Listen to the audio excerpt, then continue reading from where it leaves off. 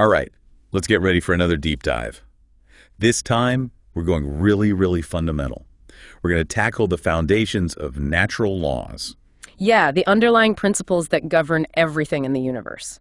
From the smallest atom to the largest galaxy. Exactly. It's like we're opening up, like we're cracking open nature's rule book. Oh, I love that analogy. Because honestly, sometimes it feels like we're staring at this massive tapestry when we look at the natural world. So many threads, all interconnected in ways that are hard to grasp. But there's an order to it all. There's a set of rules that kind of govern how nature operates. That's what we call natural laws. Exactly, natural laws. And it's important to remember that these are different from, say, the laws that we humans create. That's a good point. Right, like gravity's not going to care if you disagree with it. It just is. It just is. It's funny. I think a lot of people get natural laws confused with scientific theories, but they're not the same thing, right? No, they're distinct concepts. Natural laws are like the what?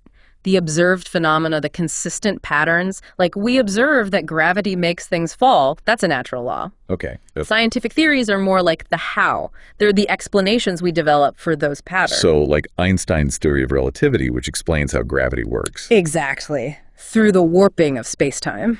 Okay, that makes sense. So today we're really focusing on the what? Those fundamental principles themselves. But before we dive into specifics, I'm kind of curious, like, what are natural laws exactly? How would you define them? At their most basic, natural laws are these consistent universal behaviors that we observe throughout the natural world. And they apply everywhere. It's not just an Earth thing. It's everywhere in the universe. So it's the consistency that makes them so fascinating. Right. Like whether you're here on Earth, on the moon, in a distant galaxy. Gravity's going to act the same way. That's incredible. I mean, it really emphasizes how everything's interconnected, doesn't it? Oh, absolutely. And it's also important to remember that these laws aren't just like arbitrary rules that someone made up, right? Yeah. They're based on a ton of evidence. Right. Gathered through observations and experiments.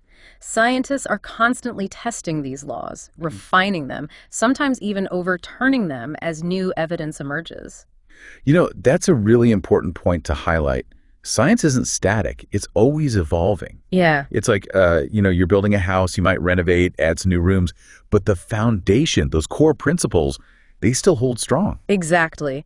And even with new discoveries, those core principles tend to hold true. They give us a framework for understanding the universe, a lens to view all this complexity. Yeah. It's easy to think that natural laws are only something that scientists need to worry about. Yeah. But they impact our lives, like in so many ways. Every day. Every day. Right. Think about the technology we use, the medicines we rely on, how we manage the environment. It all depends on us understanding those fundamental principles. I bet our listeners would love to hear some specific examples. Oh, yeah, for sure. How about we break it down for them a bit? Okay, well, let's start with something simple, like a bridge. Okay. Engineers use natural laws like physics and material science to design those structures, to make sure they can handle stress and weight. Right. Without understanding things like tension, compression, bridges would just collapse, buildings would crumble. It's amazing how something we just take for granted, like driving across a bridge, depends on these complex scientific principles. Yeah. And medicine's another great example. Doctors use biological and chemical laws to develop treatments, diagnose diseases, understand how our bodies function.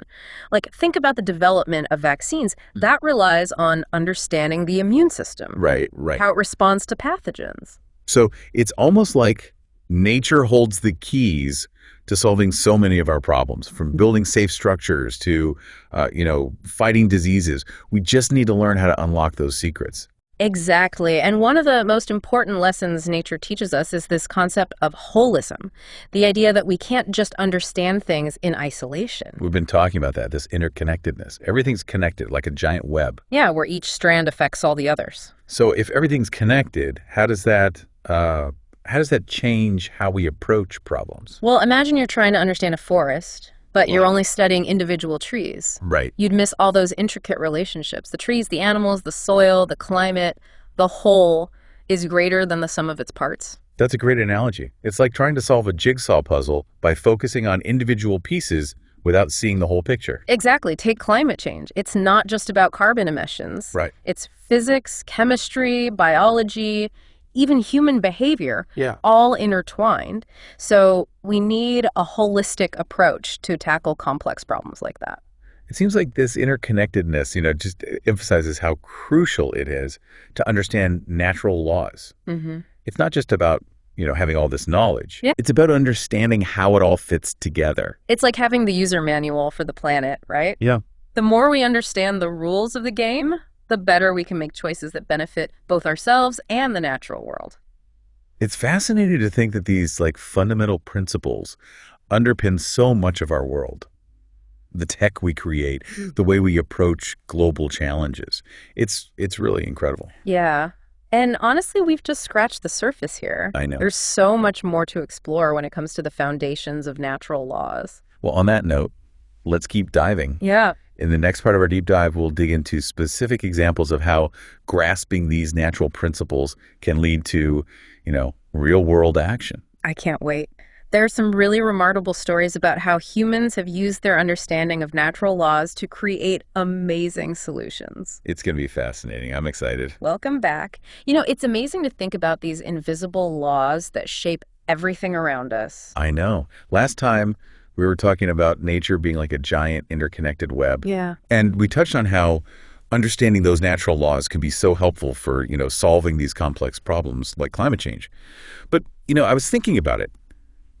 Are there any examples where, not understanding those laws has had, negative consequences, unintended consequences? Oh, yeah, tons. One that comes to mind is the use of DDT back in the mid-20th century. Oh, okay, yeah. DDT, that was a pesticide, right? Yeah. I remember learning about it. What happened there? Well, when it was first introduced, DDT was hailed as a miracle chemical. It was really effective at killing insects, including mosquitoes that spread diseases like malaria. So it seemed like a good thing, right? Protecting human health. Exactly. Increased agricultural yields. Everybody wins, right? Yeah. But what scientists didn't fully understand at the time was how DDT would interact with the whole ecosystem. Oh, I have a bad feeling about this. What went wrong? Well, DDT is super persistent, meaning it doesn't break down easily in the environment. And it started to accumulate in the food chain.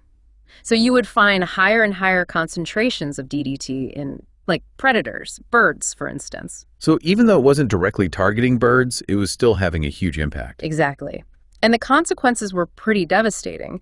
DDT messed with the birds' calcium metabolism, which led to them laying thinner eggshells.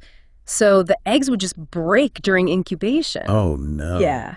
Populations of iconic birds like bald eagles, peregrine falcons, they just plummeted. That's a powerful reminder of just how interconnected these ecosystems are. Yeah. It's like that saying, you can't pull on one thread without affecting the whole tapestry. Exactly. And that's where that holistic perspective becomes so important. We can't just focus on the immediate effects of our actions. We have to think long term.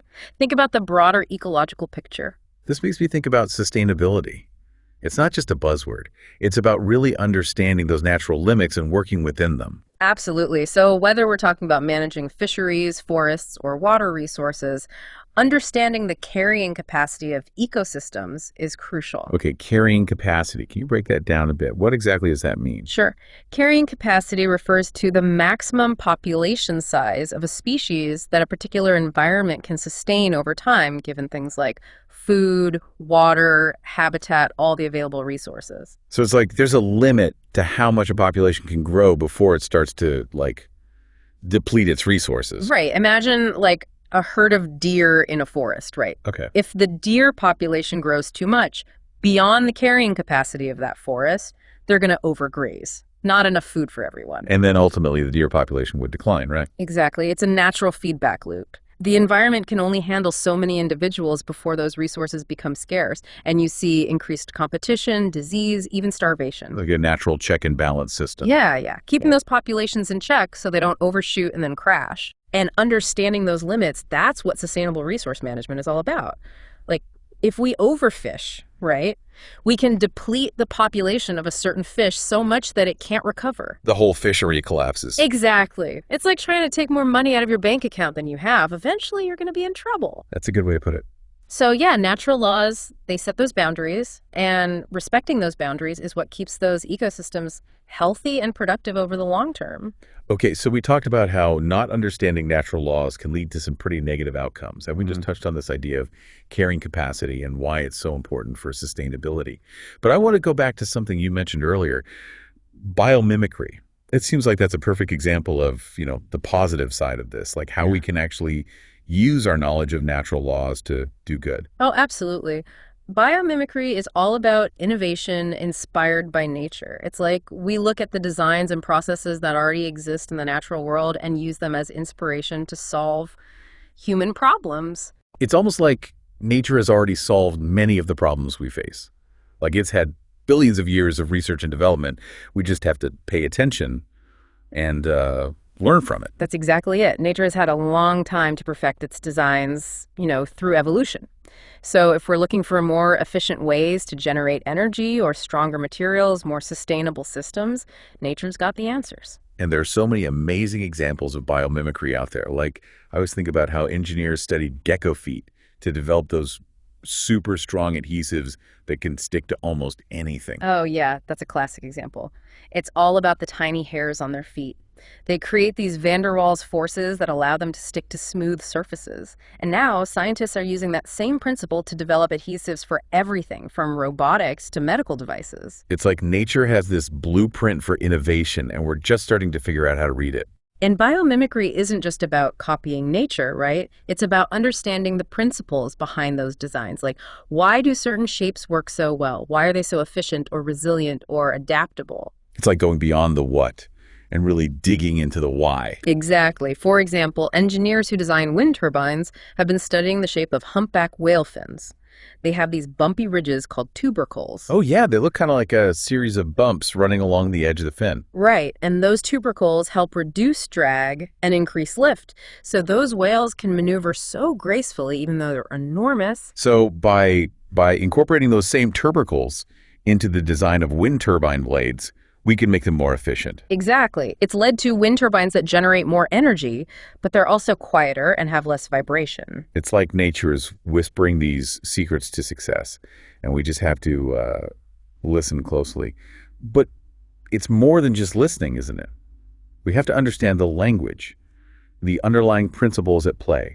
Absolutely. That's where understanding natural laws comes in. It gives us the tools to really decode those designs and understand why they work so well.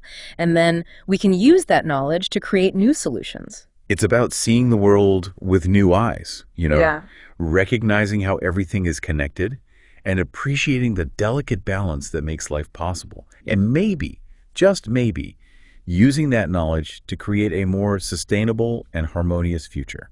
I love that because at the end of the day, understanding natural laws isn't about conquering nature. It's about becoming a more conscious and responsible part of it. It's incredible how we can look to nature for these, elegant solutions to problems that we're facing today. Yeah. We've been talking about natural laws, how everything's connected, all that good stuff. And we saw how, not respecting those natural laws can sometimes backfire, have some unintended consequences. But then on the flip side, understanding those laws, it paves the way for a more sustainable future. Right. So I want to shift gears a little bit.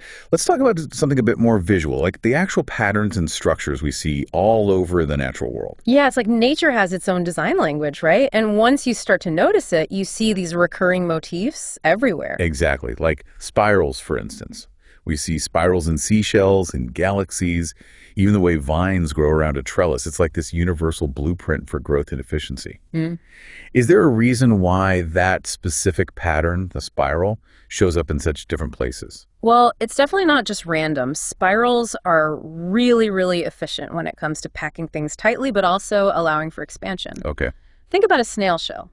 It grows in a spiral shape, which means the snail can get bigger and bigger without having to, build a whole new house. That's so smart. So it's like nature found this way to optimize for growth, but also not waste resources, right? Right. Are there other examples of that kind of efficiency in nature's designs? Oh, tons. Honeycombs are a great one. Bees build those honeycombs in a hexagonal pattern. Oh yeah, the hexagons. Which turns out to be the most efficient way to divide up space using the least amount of material. It's like that was a geometry lesson. Yeah. Hexagons are the strongest shape too. You got it. So honeycombs, they're not just maximizing storage space, but they're also super strong and stable, even though they're made from like this pretty delicate wax. It's pretty impressive engineering, from nature. It makes you wonder if we can, take inspiration from those designs, like when we're building things ourselves. Oh, absolutely. Architects and engineers are definitely looking to nature more and more for inspiration these days. Like some modern skyscrapers, their design is based on the structure of a tree trunk Oh, interesting. with like a strong central core and then these branching support systems. So just like a tree can withstand those strong winds by spreading the stress through its structure, the building can do the same thing. Yeah. And it's not just about strength, but also efficiency. By mimicking nature, we can build things using less material, less energy. More sustainable. Exactly. More sustainable. It's like nature's constantly showing us a better way of doing things. Yeah. A way that's more sustainable, more elegant, It's true. And the more we learn about these natural laws and patterns, the more we start to see that they're not just, scientific principles. They're also a source of beauty, Yeah. and inspiration. That's beautifully said. It's like we've been given this little peek into the universe, how it all works, and it's both awe-inspiring and really humbling. Yeah. I hope our listeners feel like inspired, to go out there and keep exploring, to see the world through this new lens of understanding Yeah. and appreciation for how it all works. I couldn't agree more. Keep asking those questions, keep observing, and keep diving deep into the wonders of nature.